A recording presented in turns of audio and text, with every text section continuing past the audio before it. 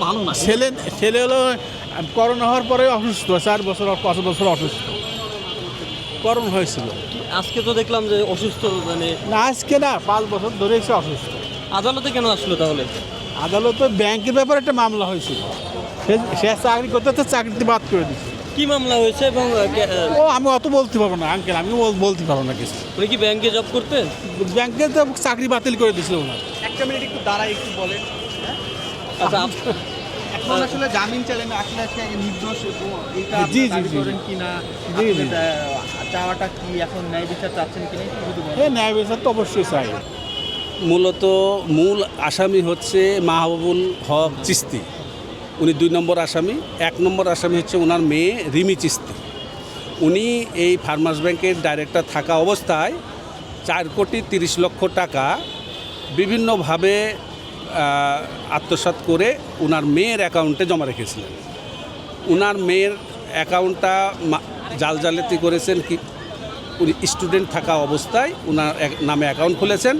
পরবর্তীতে এই রিমি চিস্তির নাম পরিবর্তন করে ব্যাংকের সফটওয়্যারে কখনো সালেহা বেগম, কখনো ম্যারিড, কখনো আনম্যারিড, অর্থাৎ একবার রিমি চিস্তি করেছেন সফটওয়্যারে, আর একবার করেছেন সালেহা বেগম। তো মূলত টাকাটা মাহবুবুল হক চিস্তি যে 2 নম্বর আসামি উনি নিয়েছেন। আর এই 4 নম্বর আসামি, 3, 4, 5 এবং তদন্তে প্রাপ্ত আরেকজন 6 নম্বর আসামি মাসুদুর রহমান। এই আসামি হচ্ছে রুহুল আমিন, যেটা আজকে দেখলেন অসুস্থ। সে ছিলেন সেখানে একজন trainee officer, assistant officer cash. তাকে দিয়ে ইউজার নেম, যিনি অ্যাকাউন্ট হোল্ডার রিমি চিস্তি, তার নামটা ইনপুট করেছেন যে ইনি রিমি চিস্তির না, সালেহা বেগম। এই আসামির মূলত অভিযোগ হচ্ছে তার বিরুদ্ধে এটাই, তিনি একজন ট্রেইনি অ্যাসিস্ট্যান্ট অফিসার ক্যাশ ওই ব্যাংকে, কিন্তু যিনি 2 নম্বর আসামি মাহবুবুল হক চিস্তি, উনি ব্যাংকের ডাইরেক্টর হওয়ার সুবাদে এদেরকে দিয়ে এই কাজগুলো করতে বাধ্য করিয়েছেন। এটা ফার্মার্স ব্যাংক,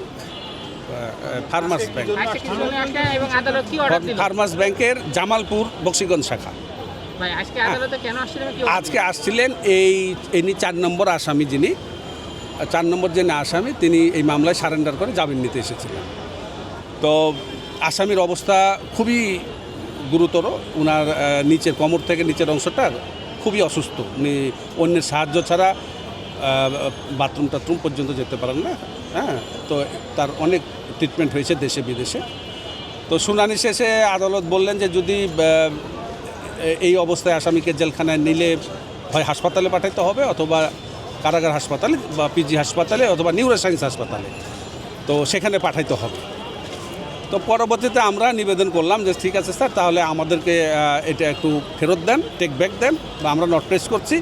এই আসামিটা আরও কিছুদিন, এই মামলাটা গেজেটের পর্যায়ে আছে, তো যেহেতু গেজেটের পর্যায়ে আছে, ট্রায়ালে এখনও আসে নাই, তা আমরা আরও কিছুদিন ট্রিটমেন্ট করে আসামির উন্নতি হয় কি না একটু আমাদেরকে সুযোগ দেন।